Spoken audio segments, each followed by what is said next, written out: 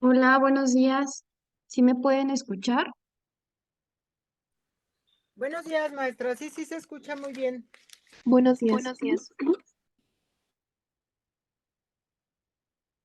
Perfecto. Ahora sí creo que ya estamos todas. Ok. Bueno, pues vamos a dar entonces inicio a la clase del día de hoy. Eh, ¿Alguien por aquí que me pueda apoyar y participar en las últimas bases que estuvimos revisando de la materia, por favor?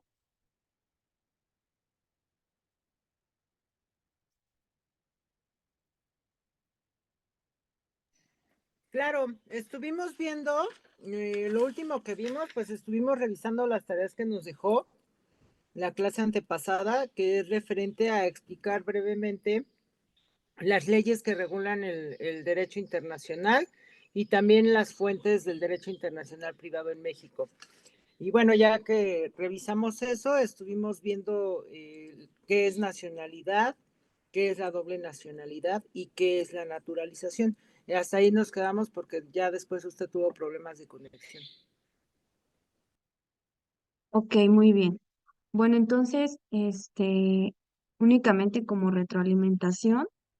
Lo último que revisamos y que estábamos diciendo hace 15 días era lo de el tema de naturalización, de la nacionalidad, cómo se obtenía esta naturalización. Por ahí, Gaby, si mal no recuerdo, alcancé a dictarles las dos formas que tenemos para hacer válido el tema de naturalización. ¿Sí es así? Sí, maestra, así es. Ok. Ya posteriormente creo que fue cuando se presentaron los problemas en el audio y en el video por la falta de internet. Entonces, el día de hoy vamos a dar inicio con el siguiente tema que vamos a revisar el día de hoy el derecho internacional privado y sus caracteres.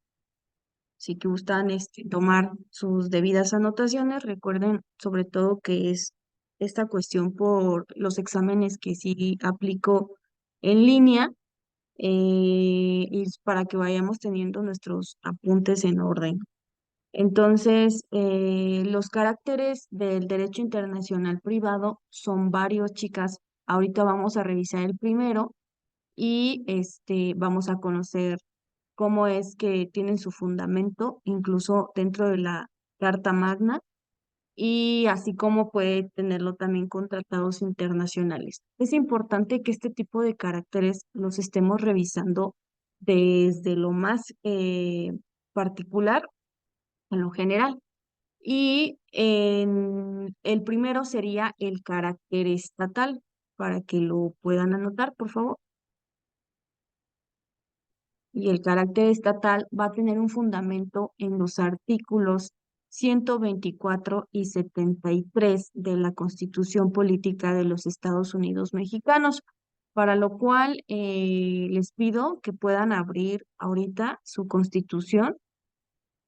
Me imagino que ya es alguno de los documentos que ya deben de tener siempre a la mano, pues no nada más por mi cátedra del día de hoy, me imagino que la usan continuamente para sus otras asignaturas. Entonces vamos a revisar el artículo 124 y 73 de la Constitución y vamos a saber por qué se le denomina que el derecho internacional privado va a tener esa característica de carácter estatal en ese fundamento de estos artículos. ¿Ya lo tienen? Ya, listo. Ok, Ok, revisamos revisamos entonces entonces el el primero. primero. Sí, le doy lectura, ¿está bien? Por Por favor, favor, Gaby, si Gaby, fueras si tan fueras tan amable. amable. Artículo 124. Las facultades que no están expresamente concedidas por esta Constitución a los funcionarios federales se entienden reservadas a los estados o a la Ciudad de México en los ámbitos de sus respectivas competencias. Ese es el 124. Sí, maestra. Perfecto. ¿Y el que ¿Y el sigue? que sigue? El 125. 73. El 75 también lo pidió. Ok, ya lo tengo por aquí. No, es el No, es el 73, 73, Gaby. Gaby. 7-3, ¿no? 7-3, ¿no? Sí. Es que mis números son terribles, perdón, me confundí. Ok, entonces artículo 73. Ay, está bien largo, ¿no? Sí, vamos a Sí, vamos tratar a tratar de de que nos que nos apoyen apoyen tus otras tus otras compañeras, por compañeras, por favor. favor. Correcto. Cuando te Cuando canses te me canses me avisas avisas y y ya ya seguimos, seguimos, le le damos el uso damos de el la uso voz a de la tus voz a tus compañeras. compañeros. No era manera de queja, solo así como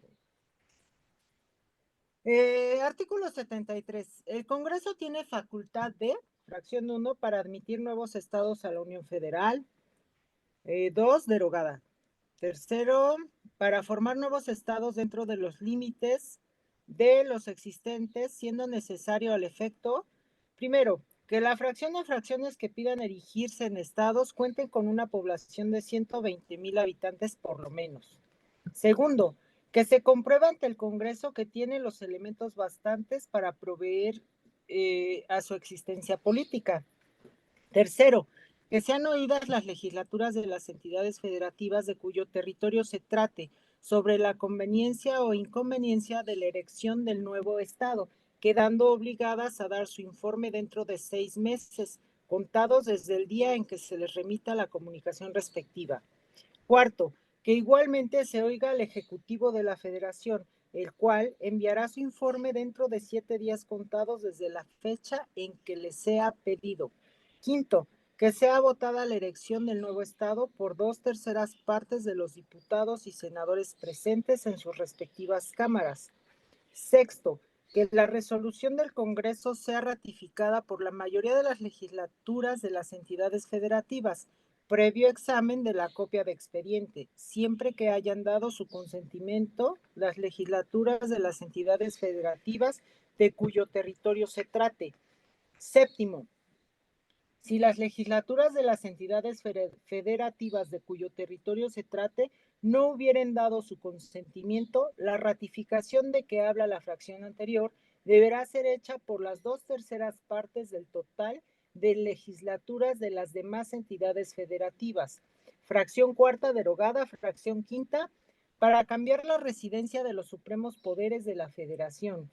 Fracción sexta derogada, fracción séptima, para imponer las contribuciones necesarias a cubrir el presupuesto. Fracción octava, en materia de deuda pública para, primero, dar bases sobre las cuales el Ejecutivo pueda celebrar empréstitos y otorgar garantías sobre el crédito de la nación para aprobar esos mismos empréstitos y para reconocer y mandar pagar la deuda nacional.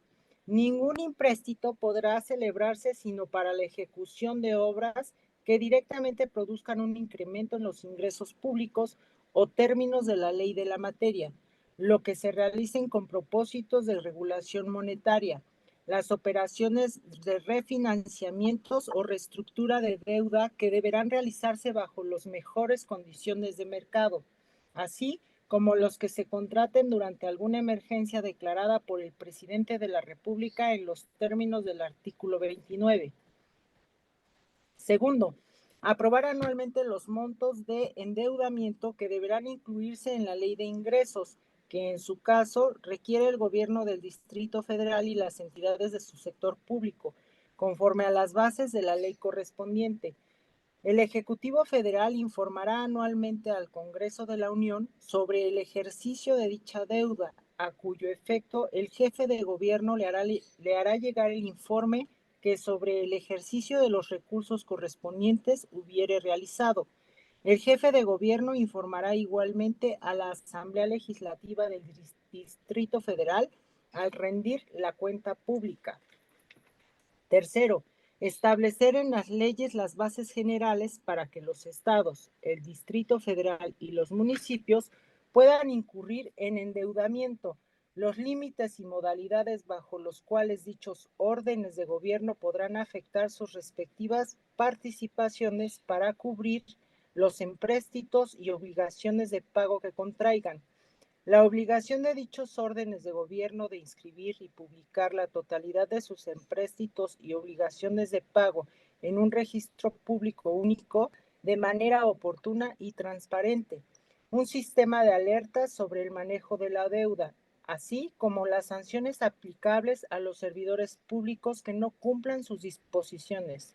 Dichas leyes deberán discutirse primero en la Cámara de Diputados conforme a lo dispuesto en la fracción H del artículo 72 de la Constitución. Cuarto, el Congreso de la Unión, a través de la Comisión Legislativa Bicameral competente, analizará la estrategia de ajuste para fortalecer las finanzas públicas de los estados, planteada en los convenios que pretendan celebrar con el gobierno federal para obtener garantías, y en su caso, emitirá las observaciones que estime pertinentes en un plazo máximo de 15 días hábiles, inclusive durante los periodos de receso del Congreso de la Unión.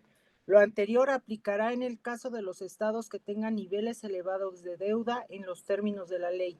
Asimismo, de manera inmediata a la suscripción del convenio correspondiente, será informado de la estrategia de ajuste para los municipios que se encuentren en el mismo supuesto, así como de los convenios que en su caso celebren los estados que no tengan un nivel elevado de deuda. Si alguna otra compañera quiere continuar, por favor.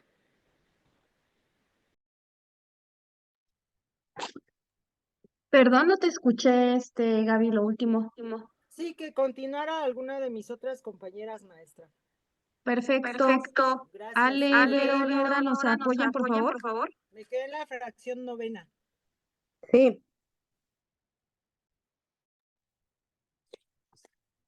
Novena, para impedir que el comercio entre entidades federativas establezca restricciones. Décima, para legislar en toda la República sobre hidrocarburos, minería, sustancias químicas, explosivos, pirotecnia, industria cinematográfica, comercio, juegos con apuestas y sorteos, intermediación y servicios financieros, energía eléctrica y nuclear, y para expedir las leyes del trabajo reglamentarias del artículo 123.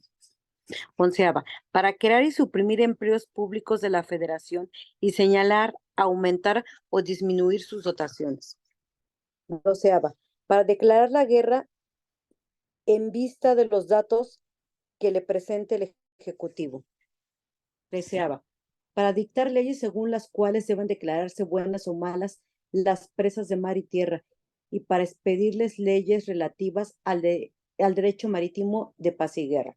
Catorceava, para levantar y sostener a las instituciones armadas de la Unión, a saber, Ejército, Marina de Guerra y Fuerza Aérea Nacionales, y para reglamentar su organización y servicio. Quinceava, derogada. 16ava, para dictar leyes sobre nacionalidad, condición jurídica de los extranjeros, ciudadana, naturalización, colonización, emigración e inmigración y salubridad general de la República. Primera, el Consejo de Salubridad General dependerá directamente del presidente de la República, sin intervención de ninguna Secretaría de Estado, y sus disposiciones generales serán obligatorias en el país. Segunda, en caso de epidemias de carácter grave o peligro de invasión de enfermedades exóticas en el país, la Secretaría de Salud tendrá obligación de dictar inmediatamente las medidas preventivas indispensables, a reserva de ser después sancionadas por el presidente de la República. Tercera,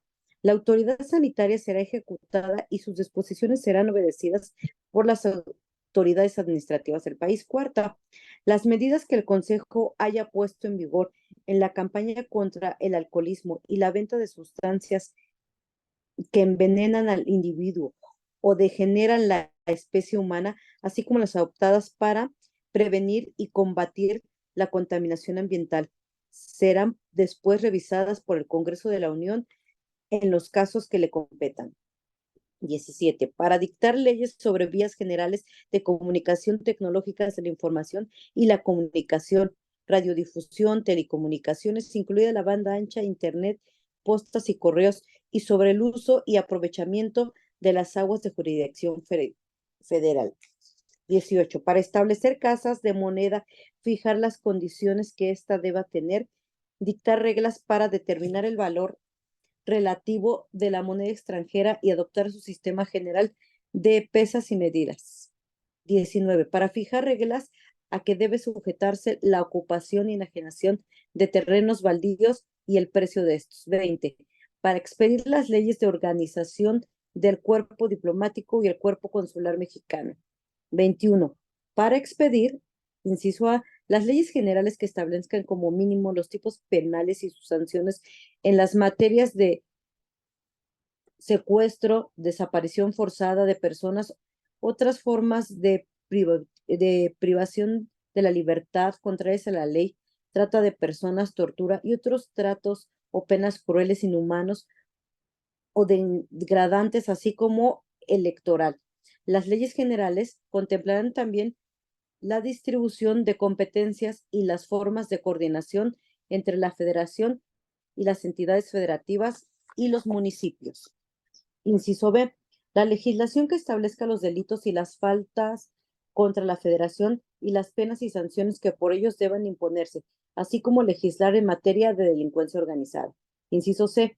La legislación única en materia procedimental penal, de mecanismos alternativos, de solución de controversias en materia penal, de ejecución de penas y de justicia penal para adolescentes que regirá la República en el orden general y en el fuero común.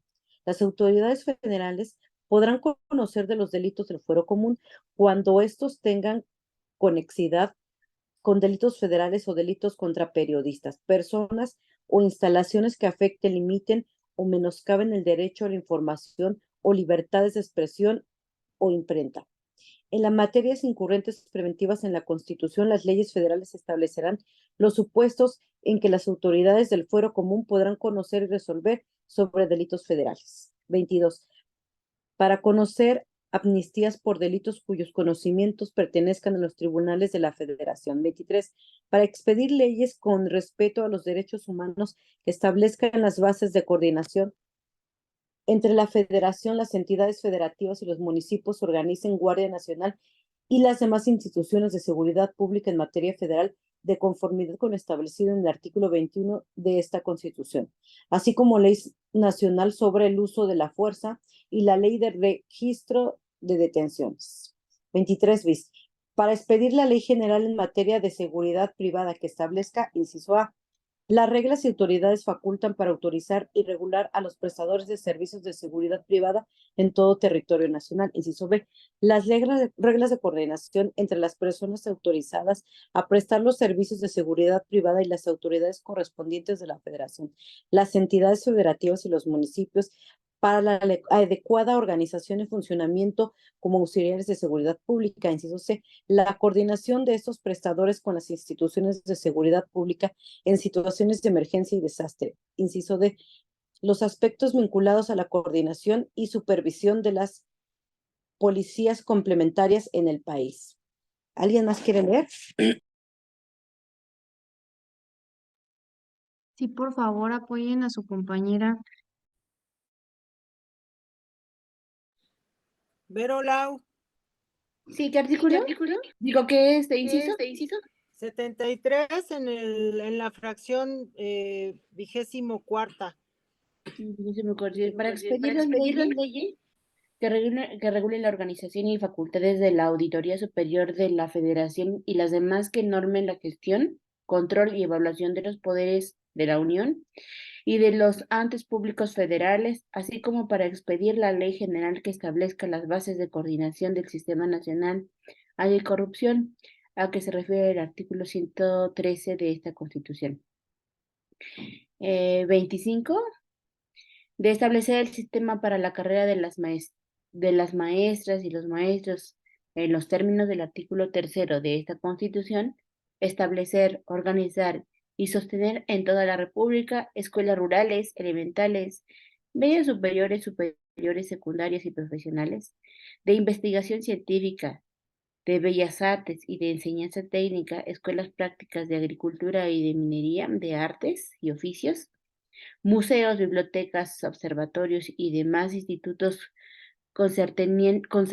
concernientes a la cultura general de los habitantes de la nación y legislar todo lo que se refiere de dichas instituciones para legislar sobre vestigios o restos fósiles y sobre monumentos arqueológicos, artísticos e históricos cuya conservación sea de interés nacional, así como para dictar las leyes encaminadas a distribuir convenientemente entre la Federación, las entidades federativas y los municipios en el ejercicio de la función educativa y las aportaciones económicas correspondientes a este servicio público, buscando unificar y coordinar la educación en toda la República y para asegurar el cumplimiento de los fines de la educación y su mejora continua con un marco de inclusión y diversidad.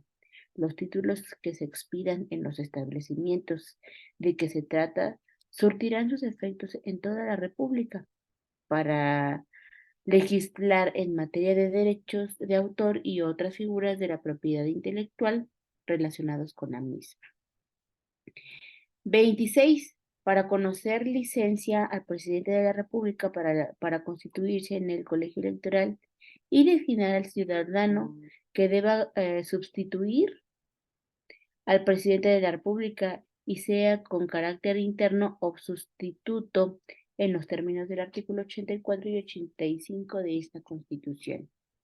27. Para aceptar la renuncia del cargo de presidente de la República. 28. Para expedir las leyes en materia de contabilidad gubernamental que regirán la contabilidad pública y la presentación homogénea de información financiera, de ingresos y de egresos, así como patrimonial, para la Federación, las entidades federativas, los municipios y las demarcaciones territoriales de la Ciudad de México, a fin de garantizar su armonización a nivel nacional. 29. Para establecer contribuciones.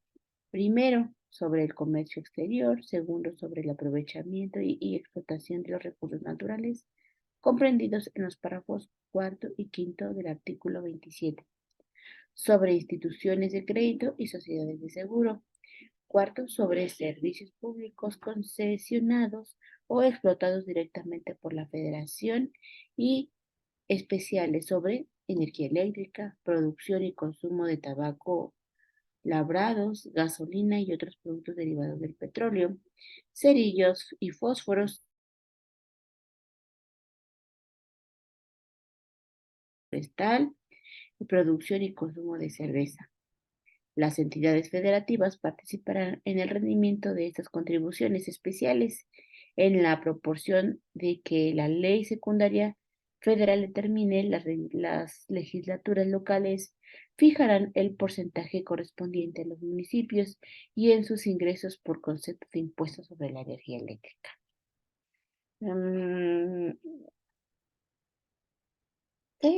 29.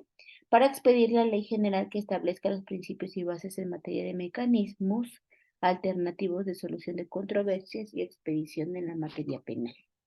Para legislar sobre las características y uso de bandera, escudo e himnos nacionales. Para expedir las leyes que establezcan la concurrencia del gobierno federal, de las entidades federativas, de los municipios y, en su caso, de las demarcaciones territoriales de la Ciudad de México, en el ámbito de sus respectivas competencias en materia de asentamientos humanos, con el objetivo de cumplir los fines previstos en el párrafo 3 del artículo 27 de esta Constitución, así como en materia de movilidad y seguridad vial. Para expedir leyes sobre planeación nacional del desarrollo económico y social, así como en materia de información estadística y geográfica de interés nacional. Para expedir leyes para la programación, promoción y concentración y ejecución de acciones de orden económico, especialmente las referentes al abasto y otras que tengan como fin la producción suficiente y oportuna de bienes y servicios social y nacionalmente necesarios. Para expedir leyes tendientes a la promoción y la inversión mexicana, la regulación de la inversión extranjera, la transferencia de tecnología y la generación, difusión y aplicación de los conocimientos científicos y tecnológicos que requiere el desarrollo nacional, asimismo para legislar en materia de ciencia, tecnología e innovación, estableciendo bases generales de coordinación entre la Federación y las entidades federativas de los municipios y las demarcaciones territoriales de la Ciudad de México, en el ámbito de sus respectivas competencias, así como para la participación de los sectores social y privado, con el objetivo de consolidar el Sistema Nacional de Ciencia y Tecnología e Innovación, para expedir las leyes que establezcan la concurrencia del gobierno federal y de los gobiernos de las entidades federativas y de los municipios, y en su caso de las demarcaciones territoriales de la Ciudad de México, en el ámbito de sus respectivas competencias en materia de producción de ambiente y de preservación y restauración del equilibrio ecológico, para expedir la ley que constituya el Tribunal Federal de Justicia Administrativa, dotado de plena autonomía para dictar sus fallos y que establezca su organización, su funcionamiento y los recursos para impugnar sus resoluciones. El tribunal tendrá a su cargo dirimir las controversias que se sustenten entre la Administración Pública Federal y los particulares.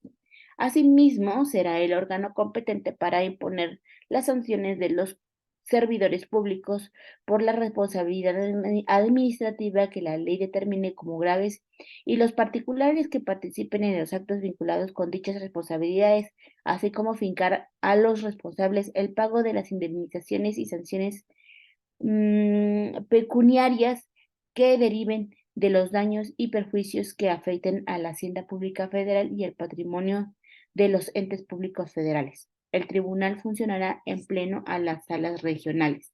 La sala superior del tribunal se compondrá de 16 magistrados y actuará en pleno y en sanciones, de las cuales a una corresponderá la resolución de los procedimientos a que se refiere el párrafo tercero de la presente fracción.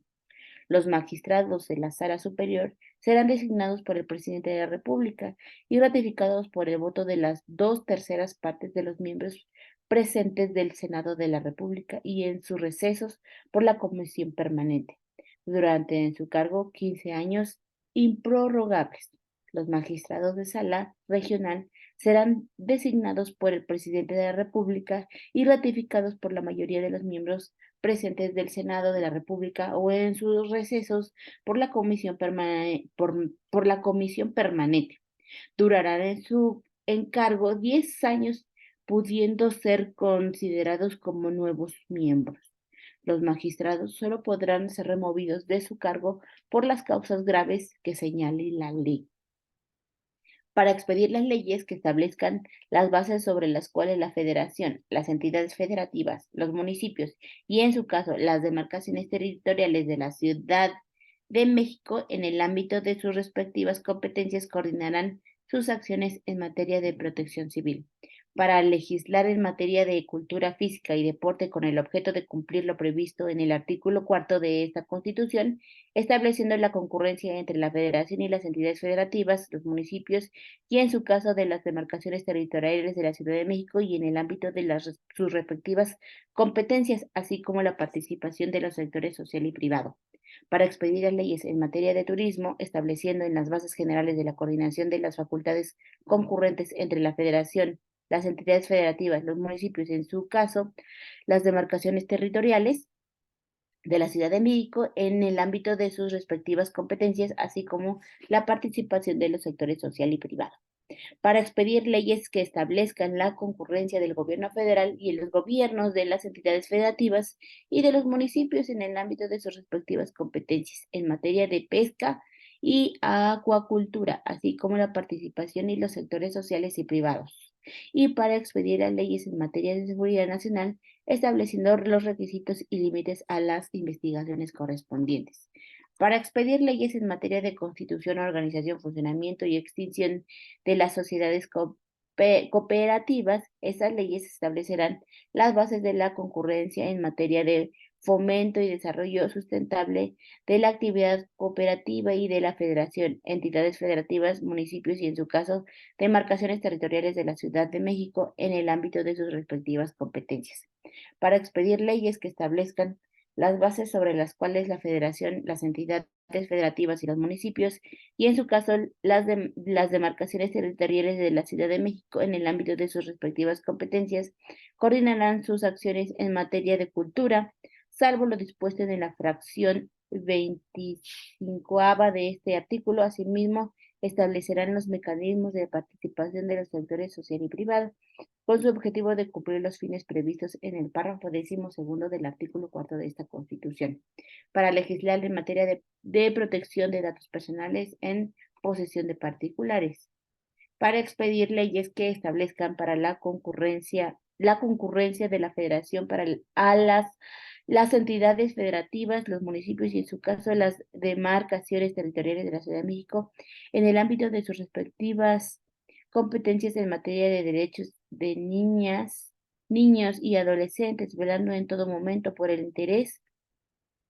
superior de los mecanismos, así como en internacionales de la materia de los que México sea parte, para legislar sobre la iniciativa ciudadana y consultas populares, para expedir las leyes generales que armonicen y homologuen la organización y el funcionamiento de los requisitos civiles, los registros públicos inmobiliarios y de personas morales de las entidades federativas y los catastros municipales. Ya no puedo. ¿Qué sigue? Gaby, regresamos contigo. Por supuesto, ya estaba abriendo el micrófono. Vamos en la 29ª Q, ¿verdad? Sí, Sí, dije, para novena Q.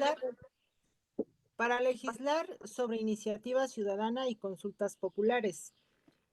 R. Para expedir las leyes generales que armonicen y homologuen la organización y el funcionamiento de los registros civiles, los registros públicos inmobiliarios y de personas morales de las entidades federativas y los catastros municipales. S. Para expedir las leyes generales reglamentarias que desarrollen los principios y bases en materias de transparencia gubernamental, acceso a la información y protección de datos personales en posesión de las autoridades, entidades, órganos y organismos gubernamentales de todos los niveles de gobierno. T. Para expedir la ley general que establezca la organización y administración homogénea de los archivos de la Federación, de las entidades federativas, de los municipios y de las demarcaciones territoriales de la Ciudad de México y determine las bases de organización y funcionamiento del Sistema Nacional de Archivos. U. Para expedir las leyes generales que distribuyan competencias entre la Federación y las entidades federativas en materias de partidos políticos, organismos electorales y procesos electorales conforme a las bases previstas en esta Constitución. B. Para expedir la ley general que distribuya competencias entre los órdenes de gobierno para establecer las responsabilidades administrativas de los servidores públicos, sus obligaciones, las Vero, sanciones tienes tu micrófono abierto. sus obligaciones, las sanciones aplicables por los actos o omisiones en que estos incurran y las que correspondan a los particulares vinculados con faltas administrativas graves que al efecto prevea, así como los procedimientos para su aplicación. W. Para expedir leyes en materia de responsabilidad hacendaria que tengan por objeto el manejo sostenible de finanzas públicas en la Federación, los estados, municipios y el Distrito Federal, con base en el principio establecido en el párrafo 2 del artículo 25. X. Para expedir la ley general que establezca la concurrencia de la Federación, las entidades federativas, los principios y, en su caso, las demarcaciones territoriales de la Ciudad de México en el ámbito de sus respectivas competencias en materia de derechos de las víctimas. Y. Para expedir la ley general que establezca los principios y bases a los que deberían sujetarse los órdenes de gobierno en el ámbito de sus respectivas competencias en materia de mejora regulatoria. Z. Para expedir la ley general que establezca los principios y bases a los que deberán sujetarse los órdenes de gobierno en el ámbito de su respectiva competencia en materia de justicia cívica e itinerante. Y fracción 30, para expedir la legislación única en materia procesal civil y familiar, así como sobre extinción de dominio en términos del artículo 22 de esta Constitución. Y 31, para expedir todas las leyes que sean necesarias a objeto de hacer efectivas las facultades anteriores y todas las otras concedidas por esta Constitución a los poderes de la Unión.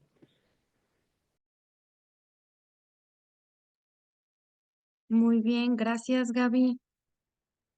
y compañeras que también nos apoyaron. Eh, quiero preguntarles, ¿ustedes alguna vez, ahorita que ya se encuentran estudiando la licenciatura en Derecho, habían leído este artículo con una relevancia tan importante dentro de la Constitución? ¿Ya lo habían hecho con anterioridad este artículo 73? No que yo recuerde. No, tampoco yo.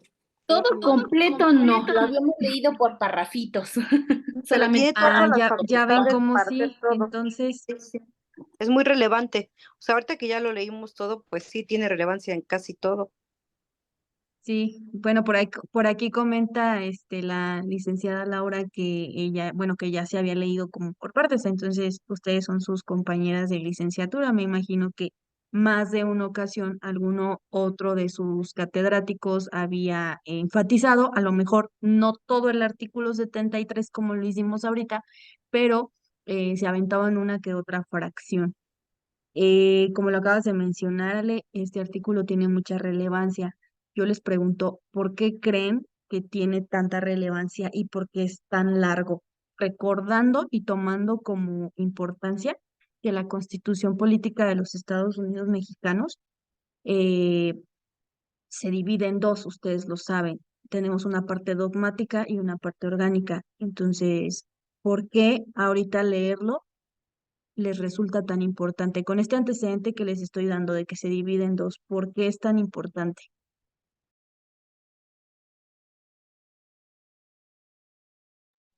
Porque prácticamente en lo que leímos, este, sabemos ya a ciencia cierta cuáles son, como lo dice el artículo, las facultades del Congreso en cosas muy específicas, incluso para la renuncia del presidente viene ahí. En efecto, Ale, esa es una de las cuestiones importantes. Fíjense que este artículo nos resume muchísimos otros que vamos a encontrar más adelante en la Constitución.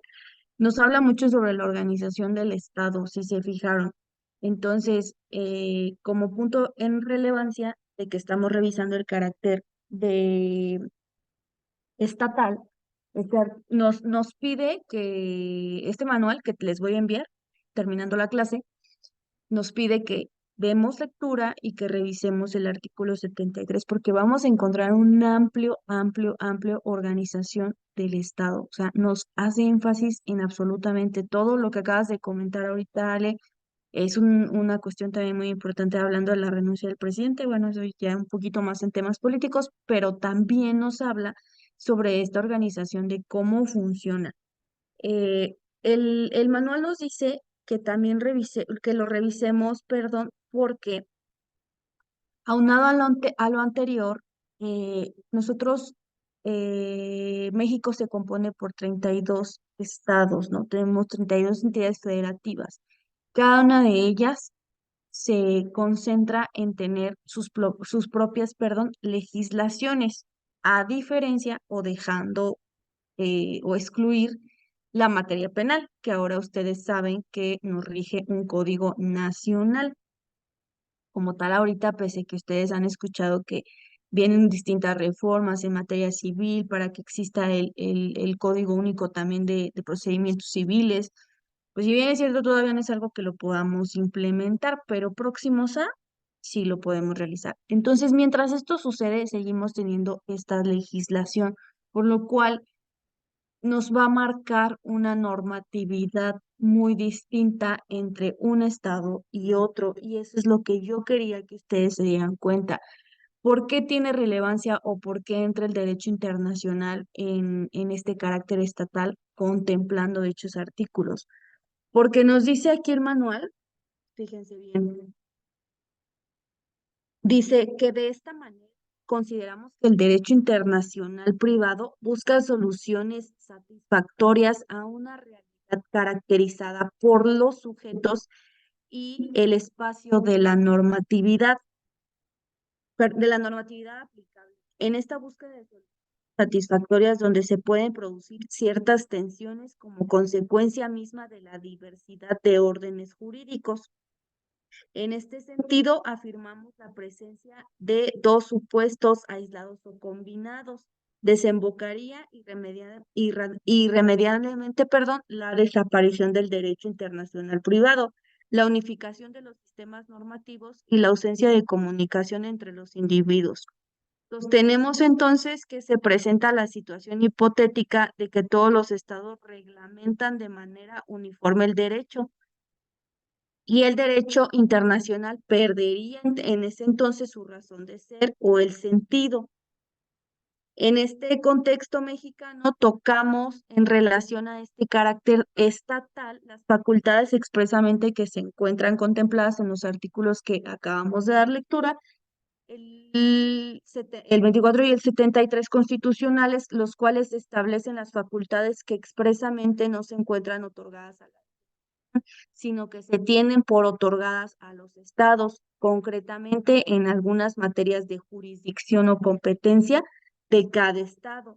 Y aquí ya nos hace relevancia lo que les acabo de decir hace un minuto, de que cada uno de que la competencia puede ser local y así cada estado se contempla un código civil o un código de procedimientos civiles hasta el día de hoy, ¿verdad? O sea, porque sé que vienen más reformas y vamos a poder algún día poder darle continuidad como lo venimos haciendo con el Código Nacional, que podemos abarcarlo en cualquiera de los 32 estados, pues por eso es un único proceso, vaya, para todos los estados.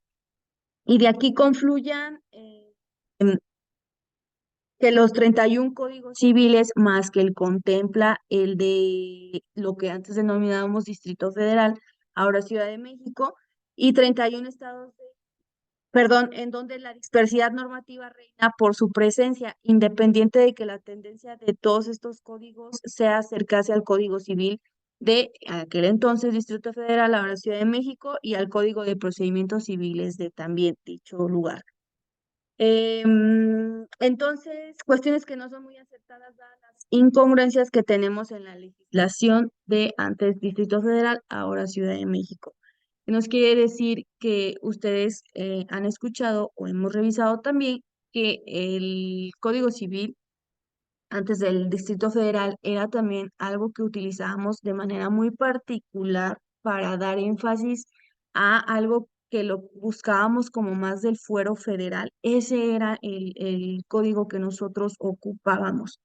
Entonces, la relevancia de estos artículos van encaminados a que podamos conocer dicha organización y de que nos está dando a entender que cada normatividad de cada estado la podemos contemplar un poco diferente.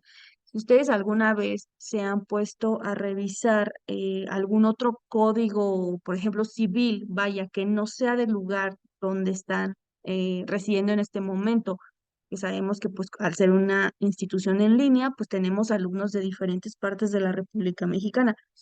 Y si nosotros comenzamos a leer o algún día abrimos uno de esos códigos y buscamos, por ejemplo, no sé, el rubro de personas en el Código Civil, nos vamos a percatar de que son muy parecidos, o sea, llegan a ser muy, muy, muy parecidos. Dos o tres cosas sí vamos a darnos cuenta que cambian y también la metodología o el proceso que se utiliza en cada uno de esos juzgados, o sea, tan solo el ingresar promociones, también hay que siempre leer y percatarnos de los términos que contempla, que siempre van muy parecidos, como les comento, entre unos y otros. Entonces, este carácter estatal nos dice que nos enfoquemos y que estemos idealizados a que la normatividad de cada uno de de los estados de la República va a ser de manera distinta. Entonces hay que ver qué ámbito de aplicación podemos darle a al derecho internacional privado. El segundo carácter que vamos a revisar es el carácter exclusivo, por si lo quieren anotar. Carácter exclusivo. Carácter, ¿cómo dijo? Exclusivo, Laura.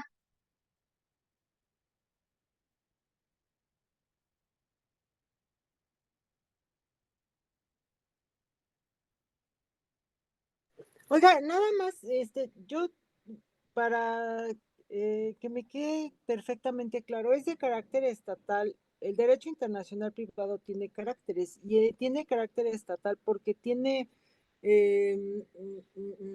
digamos que como capacidad de, de entrar como en cualquier, como en la política de cualquier país o como en las reglas de cualquier país, o es que hay, sí, sí, Tiene como facultades, Gaby, facultades, esa para es la palabra. entrar, porque cada estado, como les acabo de mencionar, tiene una normatividad distinta. Ok, facultades a cualquier normatividad, Ujú. entonces.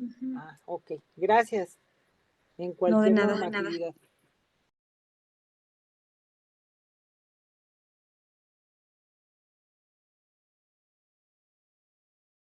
Ok, entonces el siguiente que vamos a revisar son tres. Únicamente vamos en el segundo, sería el carácter exclusivo. Aquí lo vamos a denominar carácter exclusivo porque nuestro manual nos dice que en este sentido vamos a afirmar que las situaciones jurídicas privadas internacionales en las que de algún modo y por cualquier punto de conexión quede vinculado México se resolverán conforme a lo dispuesto por las normas del derecho internacional privado mexicano. En ningún caso se tendrán en cuenta desde la óptica mexicana la normativa del derecho internacional privado de un tercer estado. Estas normas mexicanas determinarán si el competente es un juez mexicano para conocer o no conocer de una situación jurídica privada internacional planteada. Si se aplicara de conformidad con la norma de conflicto, su normativa material o la de un tercer estado, se reconocerá y ejecutará una sentencia extranjera, es decir, las normas mexicanas determinan si hay competencia judicial internacional, el derecho es aplicable y el reconocimiento y ejecución de dichas sentencias extranjeras. Aquí voy a hacer un paréntesis antes de continuar.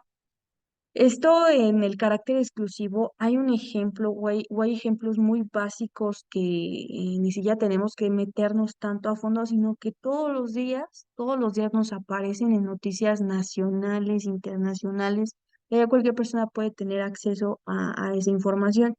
¿Qué pasa, por ejemplo, con la situación del día que pusieron a disposición a este líder del cártel, de un cártel muy famoso? Que pues era buscado no nada más aquí en México, sino también en Estados Unidos y se rumora que en otros países también. ¿Recuerdan esa situación de qué pasa cuando le complementan una de las muchísimas órdenes de aprehensión que él tenía? ¿Y qué hace el Estado mexicano en cuanto lo detiene? Hablando de este líder de ese cártel de delincuencia organizada. Que lo extraditaron, ¿no? O sea, estaban viendo si tenía, en dónde tenía orden, en qué países tenía orden de extradición. Y bueno, el que tenía la primera orden, creo, porque no recuerdo si otros países, pero fue Estados Unidos. Y por eso es que se lo llevaron allá. Y las semanas, días pasados, no sé si la pasada o la anterior, también detuvieron a una persona del mismo cártel. Lo primero que hicieron es revisar si tenía orden de extradición. Y creo que sí en Estados Unidos, nada más que como no era alguien de tanto nivel, la verdad la noticia no se ha difundido tanto.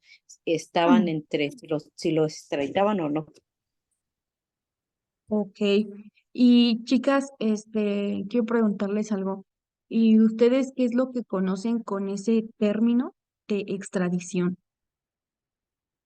De manera general, no me den una definición, jurídica exclusivamente, que la Pues es busquen en cuando este se momento llevan en a alguien internet. a otro país donde esté llevando algún procedimiento, se le esté dando algún seguimiento, tenga alguna orden por un procedimiento que se le esté llevando a cabo en otro país. Ese país solicita que esa persona que es detenida en otro territorio sea llevado ahí para que se le siga el proceso. Bien, Gaby, ¿vas a comentar algo? No nada más para la comisión de algún delito, es que, no sé, se me vino la palabra, por la comisión de algún delito, los llevan a a otro país. Nada más era como para completar una frase que Ale estaba diciendo, perdón. No te preocupes. Bueno, Ale, muy bien. Realmente lo explicaste con tus propias palabras. Eso es lo que busca este término de extradición. Debemos de saber que también pues la extradición no es algo que sucede simplemente por quererlo realizar o que quiere decir que todas las personas que cometen un delito en el país que fuera pudieran ser sujetos a una extradición. Una de las Oiga, características más maestra, importantes y también creo que hay países que no tienen no tienen ese tratado. No sé si sea un tratado, pero no he son escuchado, parte. no son parte y entonces, por mucho que los detengan, no pueden hacer ese proceso. Fíjate qué bueno que haces esa observación tan importante, Ale, porque en realidad todavía existen muchos países que no son parte de ese tratado de extradición. O sea, hay que estar de acuerdo ambos en que realmente se firme y el no quererlo hacer, no que no sea voluntad de un país y otro, no se puede llevar a cabo. Estados Unidos, sin duda, pues sí, nuestro país vecino. Y aunado a que compartimos muchas de las fronteras más importantes y que es muy, muy clásico que sobre todo, pues México cometa distintos, diversos delitos en otros países también, que es lo que le ocurrió a esta persona. La extradición, una de sus características también principales de cómo se puede llevar a cabo, por qué se tiene que llevar a cabo, es que el sujeto o los sujetos hayan cometido delitos en ese país, ¿verdad? O sea, él no está detenido, privado de su libertad en Estados Unidos porque Estados Unidos tenga mejores centros penitenciarios que México. O sea, a lo mejor sí, pero no es el punto, sino él está ahí por una razón. Y quiere decir que se le han estado acreditando diversos delitos que también cometió en Estados Unidos aunado también a los antecedentes que ya teníamos de que este sujeto había estado preso, no sé, refrésquenme la memoria si una o dos veces en México y Dos. que va, pues, dos sale y pues había huido, ¿no? O sea, y de la peor forma, la más evidente, las más evidentes, entonces como que pues ya era como necesitaba aplicarse una medida de seguridad aún más grave que las que ya tenía. Es así que al detenerlo, sucede que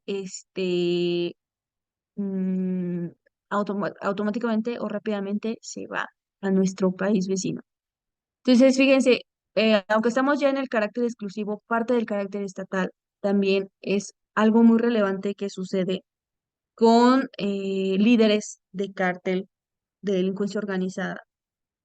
Ya no llegan a tenerlos a nivel estatal cuando los detienen automáticamente buscan la manera de que, o sea, no se van a Estados Unidos porque para eso hay que tener una orden de extradición, no todos la tienen, pero sí la gran mayoría cuando son líderes ya se los están llevando al federal, chicas, al federal. Entonces, y esas cuestiones son meramente estrategias de seguridad porque a lo mejor el Estado como tal, el nivel estatal, ya no tiene facultades o la corrupción se ha vuelto el pan de cada día, ya no pueden tenerlos realmente mucho tiempo porque pues es una persona que van a terminar buscando la manera de que pueda huir, ayudarlo a huir y e incluso que ya no se pueda capturar en ninguna otra ocasión.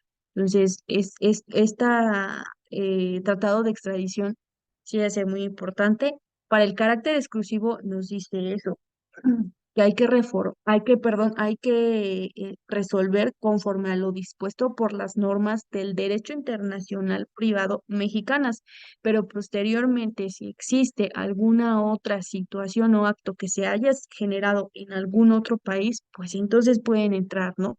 Y también pueden decir cómo es que la misma metodología no es la misma en México que se va a usar en Estados Unidos o en algunos otros países, sino que las sanciones ahora sí, pues devienen de países que las sanciones a veces ni siquiera se comparan. Por ejemplo, todavía tenemos algunos países que tienen en pleno desarrollo y lo siguen realizando, están facultados para realizarlo también, que la sanción de la pena de muerte, cadena perpetua también. Entonces, todas esas cuestiones sí son muy importantes, van encaminadas y ligadas a este tipo de derechos de las personas. Ese ejemplo es el que les quería mencionar en este carácter exclusivo. Nos dice también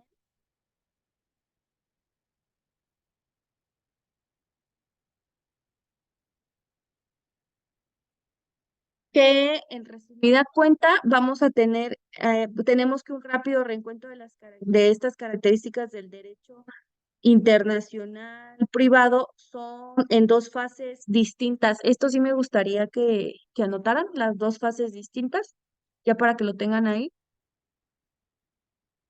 El primero,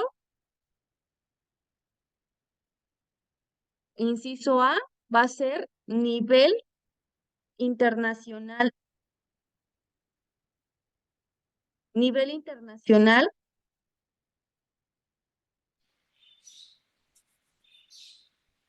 de pluralidad Está muy chiquito, ¿no? 8, 17 plantas, está muy chiquito, ¿no? Pero se supone que van a ser chiquitos, para que quede bien Gaby, ¿puedes amontonado. apagar tu micrófono, por favor? Gracias. De pluralidad, ¿dónde me quedé? Sí. Inciso A, ver, se lo repito, nivel internacional, destacamos la pluralidad de ordenamientos jurídicos aunado a la comunicación entre los individuos.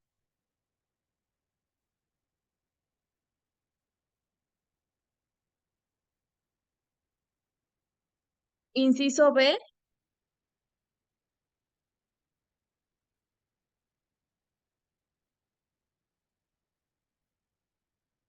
nivel nacional, nivel nacional, señalando su esparcimiento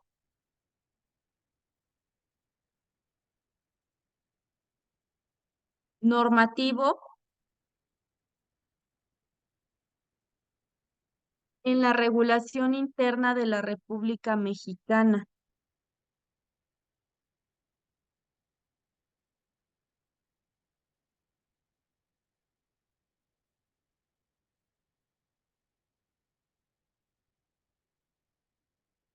Bien, entonces, ya como conclusión de este carácter exclusivo, pues recuerden mucho siempre enfocar ese ejemplo que acabamos de dar.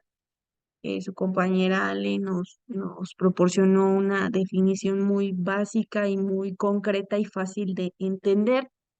Hay que revisar cuáles son estas normativas que tenemos de carácter estatal, de carácter nacional, pero también revisar si podemos darle esa intervención al derecho internacional privado en alguno de sus ordenamientos jurídicos que vamos a tener aquí, si bien es cierto, porque estamos en México, pero revisar si existen facultades donde también el derecho internacional privado las pueda tener.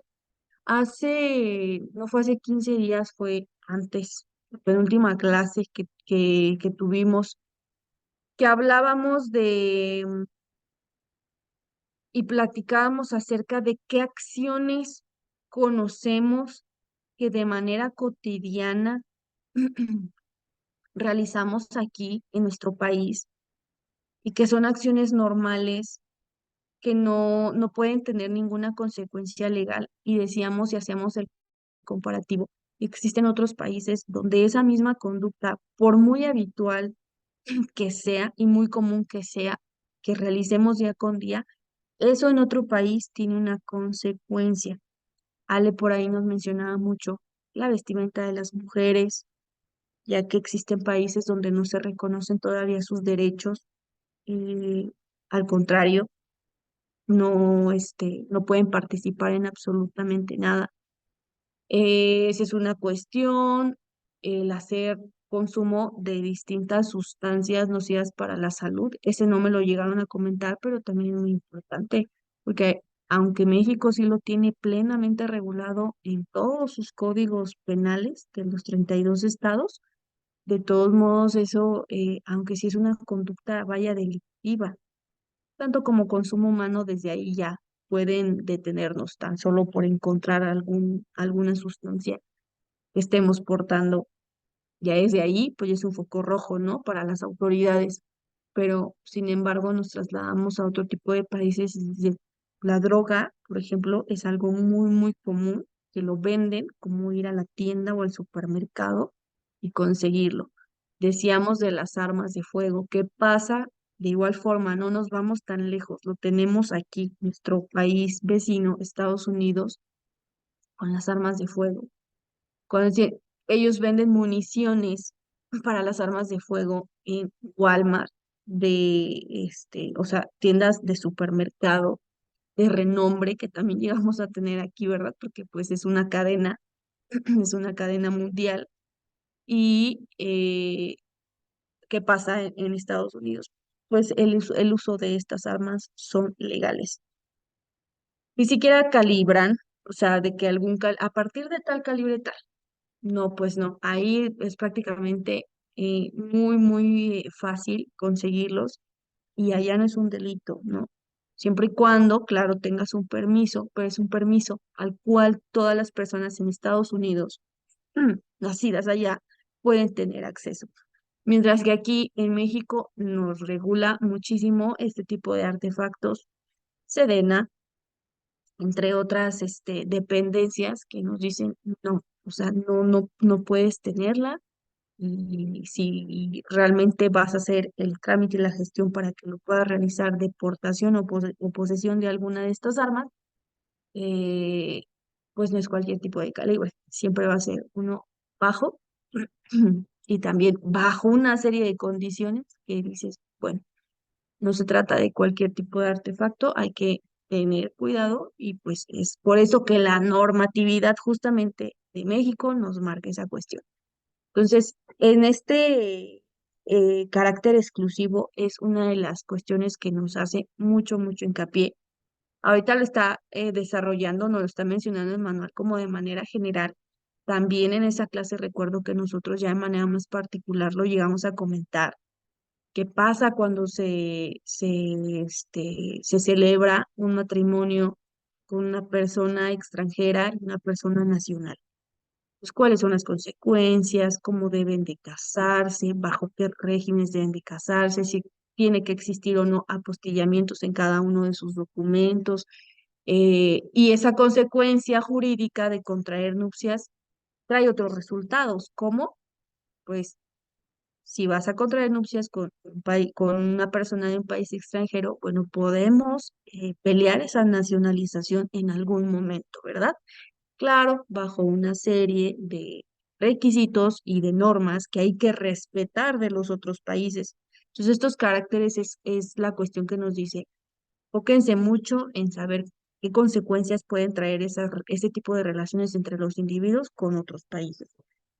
Y por último, el carácter autónomo e independiente, que es el tercero, por favor lo anotamos. Carácter autónomo e independiente.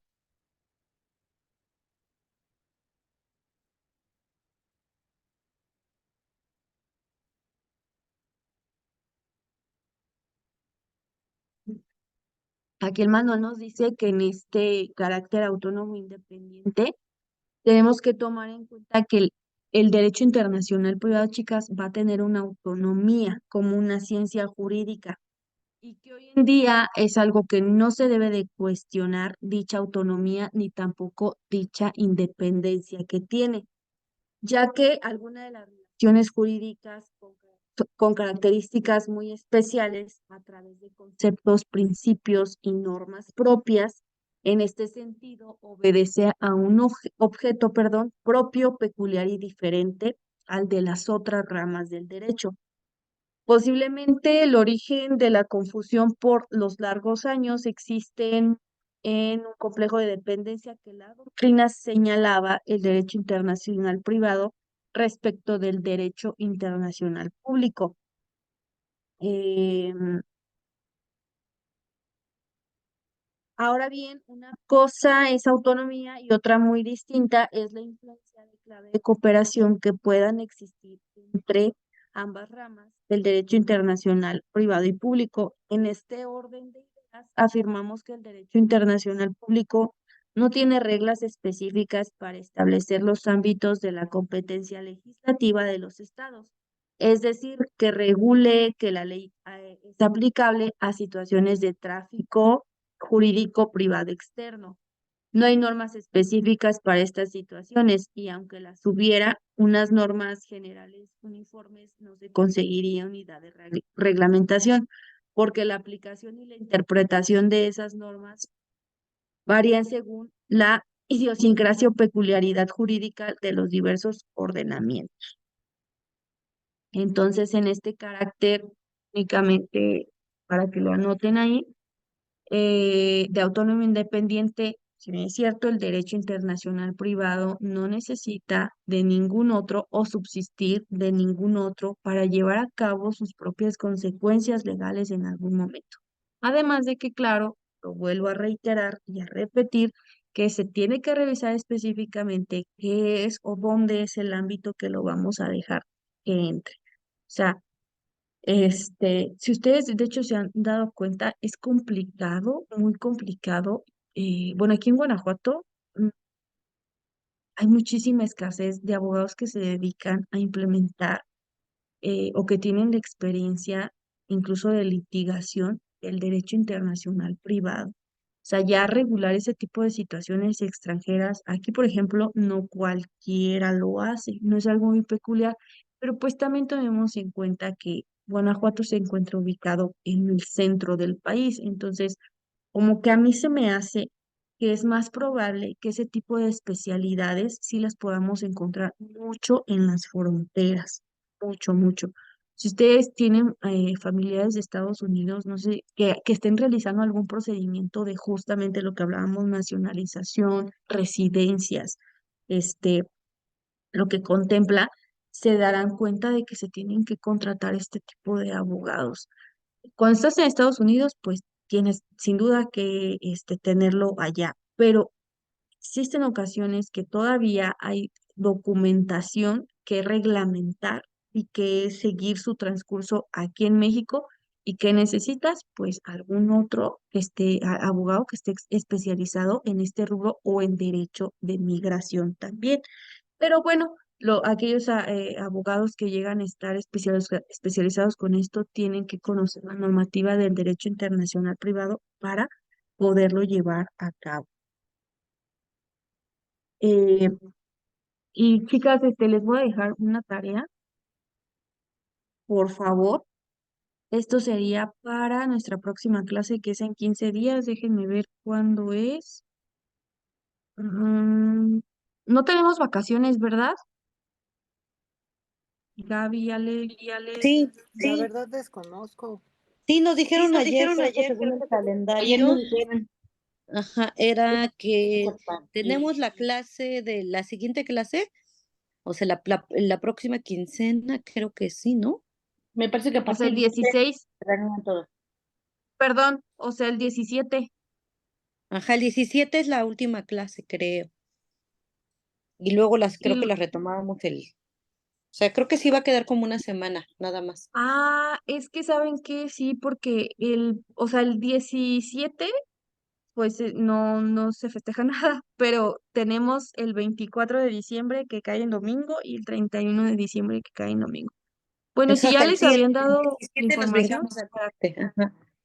Ajá. para contemplarla, pero si no, nada más pues confirmo con alguna de las coordinadoras, nada más para saber si son esos dos fines de semana, 24 y 31, tomarlos en cuenta, pero bueno, me deja un poco más tranquila que nos veamos dentro de 15 días, o sea, esa sí la vamos a tener, Sí, es que es el así. 17 de diciembre.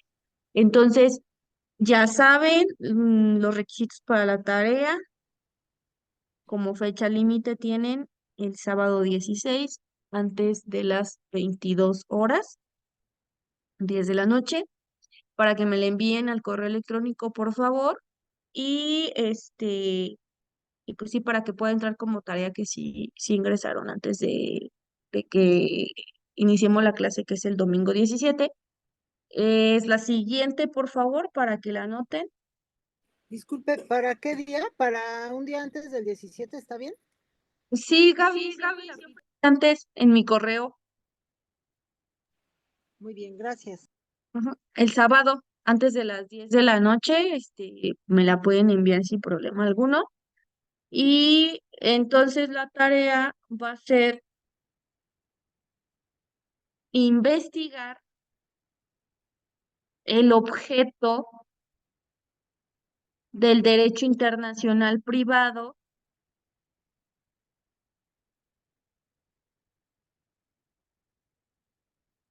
Ajá. Van a investigar también sus situaciones jurídicas del derecho internacional privado, sus situaciones privadas